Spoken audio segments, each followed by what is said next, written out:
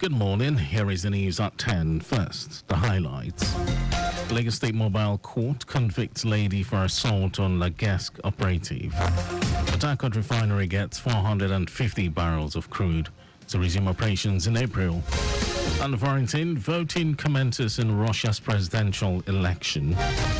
And in sport, former Super Eagles coach Jose Peseiro debunks reports of return. And now the details. I am Mike James.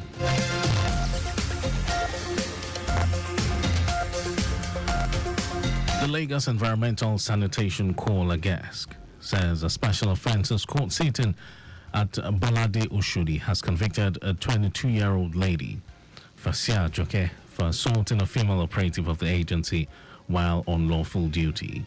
Ajoke assaulted the operative who prevented her from crossing the highway, persuading her instead to make use of the illegal pedestrian bridge in order not to endanger her life.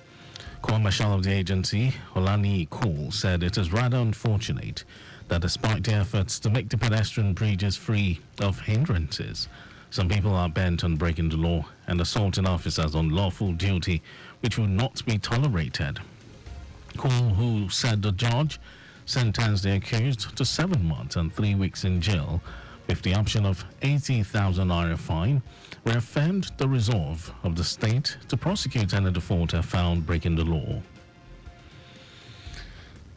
In today's rapidly evolving technological landscape, educators must use innovative teaching approaches to engage and inspire students, thereby equipping them with skills and knowledge they need to thrive in a digital world. Supervising Tutor General and Permanent Secretary, Lagos State Education District 5, Anike Adekoye, made the submission at the 2024 Teachers Merit Award ceremony with the theme Innovative Teaching in the Digital Age, celebrating educators' achievements held in Agboju. Adekoye, who commended Governor Babajide Sanwo-Olu and the state education family for creating an enabling environment, said by celebrating educators' achievement, District 5 aims to inspire others to adopt creative and effective instructional practices that leverage technology to create dynamic learning experience. She noted that it also reaffirms the state government's commitment to support and empower teachers as they continue to innovate and inspire the next generation of learners. The awards were Best Principal and Vice Principal, Best HOD, Best Year Tutor, Best Teacher, Best District Headquarters Staff, and Best Non-Teaching Staff, all in the senior and junior categories. The gunmen who kidnapped 287 students and teachers from the LEA Primary School and the Garben Secondary School, Kuriga, Kaduna State last week have demanded 1 billion naira for their release. The gunmen who made the demand also gave a deadline that will elapse on March 27 for the payment of the ransom. Reports said a community leader, Jibril Aminu, who acted as a spokesman for the families of the host stages, explained that he received a call on his phone from the kidnappers on Tuesday. Aminu stated that they gave an ultimatum to pay the ransom within 20 days, effective from the date of the kidnap, March 7. Commenting on the ransom, the Chief Press Secretary to the Kaduna State Governor, Muhammad Shehu, said the Kaduna State Governor, Uba Sani, is committed to rescuing the children. Shehu, who said the governor had a meeting with the National Security Advisor regarding the Kuriga community, also appealed to the media not to jeopardize the ongoing efforts towards rescuing the kidnapped victim. The Central Bank of Nigeria, CBN, has directed banks to strictly comply with recent foreign exchange policy reforms.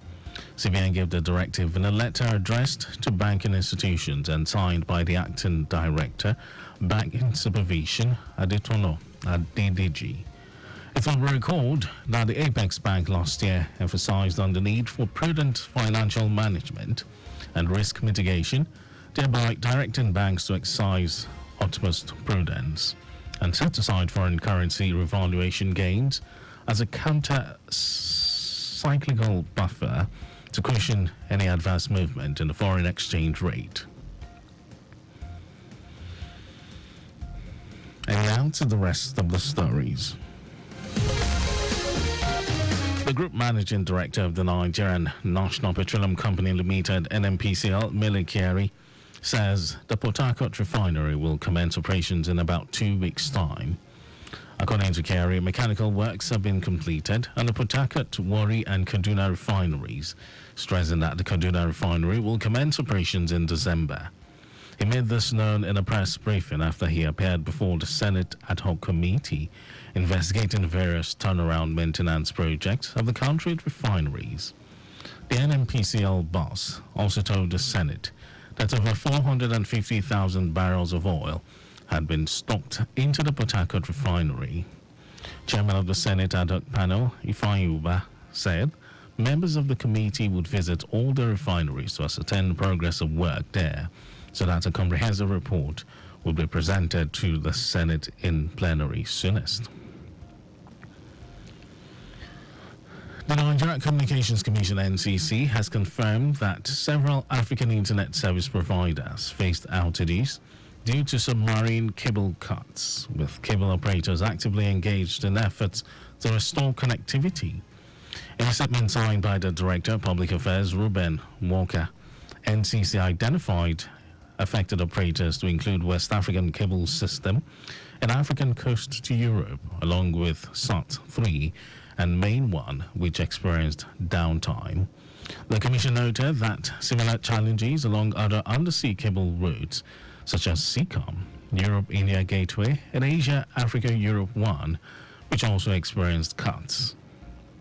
Despite the setbacks, the NCC assured the public that cable operators have initiated repair efforts, with services gradually being restored.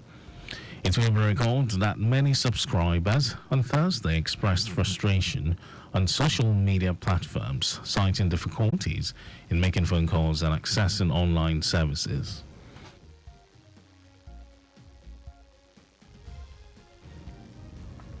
Today is International Day to combat Islamophobia. Islamophobia is a fear, prejudice, and hatred of Muslims that leads to provocation, hostility, and intolerance by means of threatening, harassment, abuse, incitement, and intimidation of Muslims and non-Muslims, both in the online and offline world. The United Nations General Assembly adopted a resolution sponsored by 60 member states of the Organization of Islamic Cooperation, which designated the 15th of March as the International Day to combat Islamophobia. In his message, UN Secretary General Antonio Guterres warned that Muslims face institutional discrimination, barriers, and violations of their human rights and dignity. Calling for a strong stance against all forms of bigotry, the Secretary General urged leaders and individuals to condemn inflammatory discourse, safeguard religious freedom, and promote mutual respect and understanding, while digital platforms must take a stand against hateful content and protect users from harassment. And over to foreign news, voting has begun in Russia's presidential election. Ballots will be cast over 3 days, even though the result is not in doubt, as President Vladimir Putin has no credible opponent. Polling stations opened in the Kamchatka Peninsula, Russia's easternmost region, at 8 a.m. local time on Friday, and will finally close in the westernmost Kaliningrad enclave at 8 p.m. on Sunday. It was at a grand military award ceremony last December that Putin told the Russian public he would stand for the presidency for a 5th time. He has been president since 2000, apart from 4 years as prime minister because of a 2-term limit imposed by the Russian constitution. And now to sports news. Former Super Eagles head coach Jose Peseiro has once again reiterated that his work with the team is done.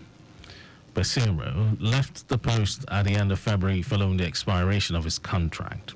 The Portuguese has now moved to clear rumors that he could make an instant return to manage the 3-time African champions. He said this was gratifying to coach players of such quality. With his staff, they managed to do well in this sense, but the time has come to move on to another project. The 63-year-old was in charge of the Super Eagles for 22 months. And that was our news at 10. But just before we go, always make sure pedestrian bridges were available. You can follow and like all our various social media platforms, X formerly Twitter, Traffic Radio 961, Instagram, Lagos Traffic Radio 961. Watch us live on Facebook, Lagos Traffic Radio 96.1 FM. On YouTube, subscribe and watch all our previous programs and news on our channel, Traffic Radio 961. Did you know that the Sanwo-Olu administration constructed towers with alarm bells and perimeter fences in model colleges? You can always get details on the Legacy Government website. And to end the news, here are the highlights of the major stories. The Lagos Environmental Sanitation Corps LAGESC said a special offences court sitting at Bolade Oshodi has convicted a 22-year-old lady, Fasia Ajoke, for assaulting a female operative of the agency while on lawful duty. The Group Managing Director of the Nigerian National Petroleum Company Limited, NNPCL, Mele Kyari, has confirmed the Port Harcourt refinery will commence operations in about 2 weeks' time. We also told you that voting has begun in Russia's presidential election. And in sport, former Super Eagles head coach Jose Peseiro has once again reiterated that his work with the team is done. For contact newsroom, send a message to Lagos Traffic Radio at lagosstate.gov.ng. That ends the news broadcast compiled by Adewale Olukboroku. Thank you for listening. My name is Mike James. Good morning.